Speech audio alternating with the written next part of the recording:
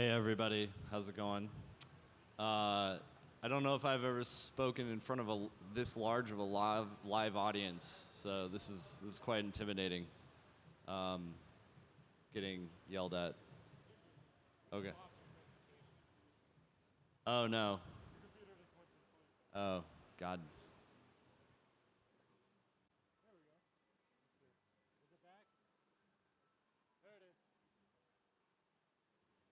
Okay.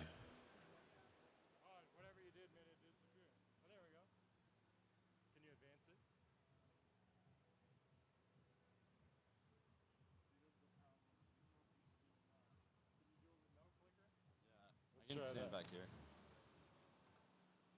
Yeah. All right. Take two. So yeah, I am going to do a talk on diving into shallow markets, and my name is Will. I'm the founder of Ammalgam. Just a quick introduction of why this matters to us. We're building a DEX and a lending protocol that are both one single primitive. So think about a peanut butter jelly sandwich. The DEX is the peanut butter. The lending protocol is the jelly, and Ammalgam is the peanut butter and jelly sandwich. All right. One of the problems that we had to solve when doing this is this concept of how to do lending with shallow markets. And this quote and the title is inspired by very well-known security research, currently at Paradigm, that wrote a paper on an article on lending and oracles that I would encourage everyone to go read. But this quote specifically talks about how shallow markets are dangerous to lend against. And the reason for that is that it's very easy in a shallow market to change the price. And if you can change the price drastically, lending becomes problematic. So why should we care? A few things that's happening in lending right now is it's actually quite centralized in a number of domains. The first being that in order to have an oracle, most lending is done with oracles. Those oracles are mostly sourcing off-chain data, and that off-chain data is coming from a centralized exchange. And so you can't get a lending market price feed without first getting a centralized exchange listing. That doesn't seem very decentralized. Another issue is that many protocols like Aave use allow lists to limit what tokens can be borrowed and traded on those platforms. And they do this because they want to protect the market from shallower traded tokens from being manipulated and used to taking the more important assets or the rest of the assets. And then, lastly, I would also say another bucket here that's not on the slide, but is configurations. You have now other lending protocols like Morpho that are heavily relying on analytics firms to say, hey, here are the parameters that make this specific thing able to be borrowed, right? So a lot of great analytics teams there, but you're still trusting somebody else. You're trusting some analytics firm to protect you.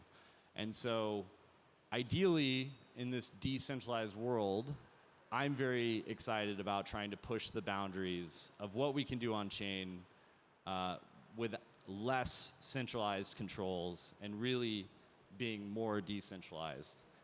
So another really important thing why this matters, this is about $500 million in hacks across some of the more famous lending attacks that happened because the price was changed drastically. So Cream Finance, Bonk, Mango, Compound, and then these are some quotes from different articles, but we have the highlighted sections in which you can see the main point is that the price was changed. Compound, there's a 30% increase in price that led to forced liquidations. Mango had, that's like a 30x increase going from 3 cents to 91 cents. And then Bonk, this isn't quite a price change. It was more of a, hey, this this is now worth this, and the protocol being like, okay, and then leading to a huge hack. And then lastly, Cream was a thinly traded market, but also there's a little more to it, but basically they changed the price and then profited. And so always the same formula. The art of infinite borrowing is post one asset as collateral, change the price for that asset, borrow as much as you can, and profit. And these hacks were all the same simple formula. How the price was changed might be a little bit different, but then once the price is changed, it's very easy to just take all the money. So I spent 2.5 years thinking about this problem, and decided to try to tell you guys about it in 20 minutes. And so some of the naive approaches about how you can potentially solve this is one, why don't you just slow down the rate at which you let the price go up, right? Make it take longer to update the price, right? And there's a few drawbacks of this. If you take a really long time to update the price, you may not actually be able to execute a liquidation when the assets of certain positions have led to the position being completely, approaching insolvency, right? You want to be able to liquidate. So you need a price that doesn't move quickly, but also moves quickly. Okay, that sucks. Then additionally, you can maybe rely on arbitrage, right? If there's some external market, well, we assume if that external market exists and somebody's trying to manipulate the market that we're using as the source of truth for what these assets cost, if we slow things down enough, then people's cost to attack that price keeps going up and up and up. And the reason is because somebody, on the manipulated price can, sell their assets there and then buy them on the external price, and they can keep doing this and keep making profit over and over again until the prices sync together. The problem with this is that if the external market is very shallow, then it may actually be just as easy to manipulate the price on your price feed and the entire market, right? And so this is bad. We still have the problem is you can move the price, you can create the infinite money attack. So and then also, what if there's no external price? Your source of liquidity is the only source of liquidity, and so by changing that, it's very easy to then do the infinite money attack.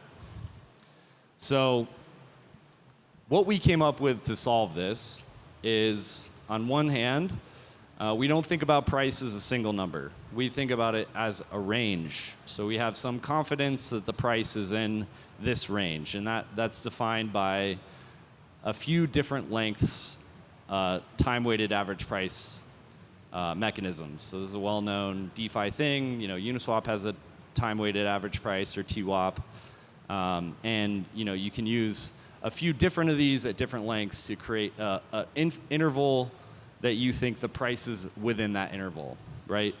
And then one side of the price moves very quickly, and the other side doesn't when you change the price, because the longer interval is very sticky, it's hard to move, whereas the shorter interval moves fast enough to allow for liquidations when you need them. And then additionally, one way to make these manipulations more expensive is to just say, hey, I think this is an allowable, reasonable amount that we can allow the price to move per block. And if somebody is moving the price more than that per block, we can say, oh, that's probably not good. We'll just ignore that, right? So we actually take the price every block and we say, oh, if it's within this range, then great, that's the price. And if it's not, we're gonna ignore that and just record this like max allowed price for that block and just keep on moving. And then now all of a sudden, if somebody is trying to manipulate the price, it is much more expensive because they can only get the price to be recorded every block a little bit higher every time with respect to, if they want to do 30x, it will take a lot of blocks to get to a 30x, as we saw in the bonk attack. Some other things, and this has been used in Morpho, is instead of having a many-to-many relationship for lending, where one asset of the many could be manipulated, and then you take the rest of the many in the infinite money attack, then instead a better way is to do it one-to-one, right? And if you just have this one-to-one, then say you have a shit token or somebody rugs some coin and it goes infinitely from some number to zero, this is bad. This will be bad for that pool, but it doesn't affect the entire protocol. It just affects the liquidity providers that felt like they should trust this shit coin to not be worthless, and they were wrong.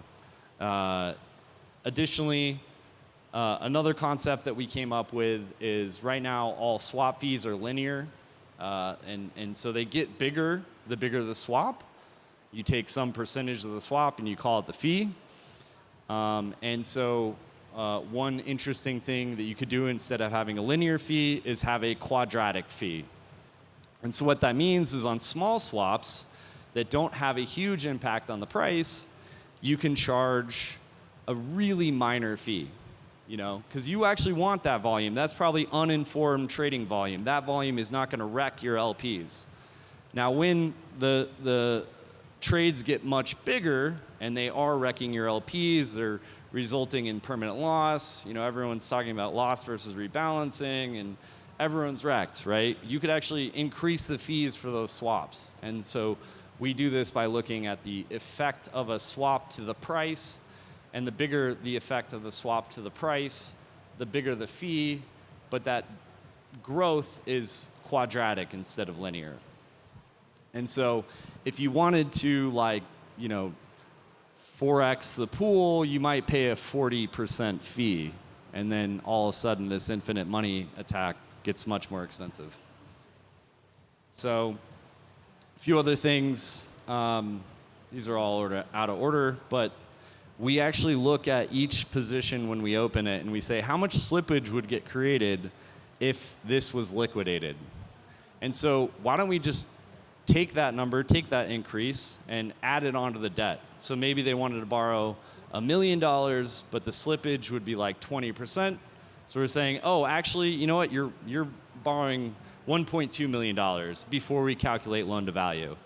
And what this does is that, you know, bigger positions require a lot more collateral, and smaller positions don't. And this just helps to protect against the more risky loans. One interesting thing that you might ask, and we also had to solve this question, is, okay, maybe I can't do this really big loan, but what if I did 100 or 1,000 small loans that adds up to the big loan? How do you protect against that? That slippage is smaller.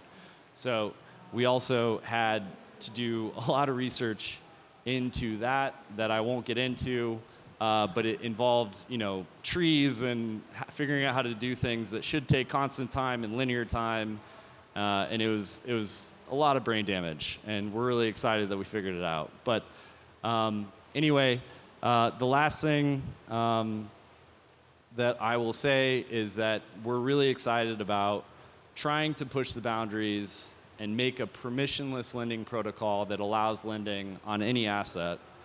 And you know, I'm really excited to bring this thing to market. We will be launching in probably end of March or beginning of April, and excited. Anyone who is here, I think the real thing is that if you know what I'm talking about after all of this conversation and you want to ride go-karts tomorrow, you should come talk to me, because we have a great event.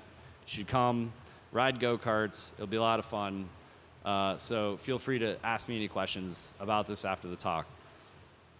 And that's all I got. So thank you.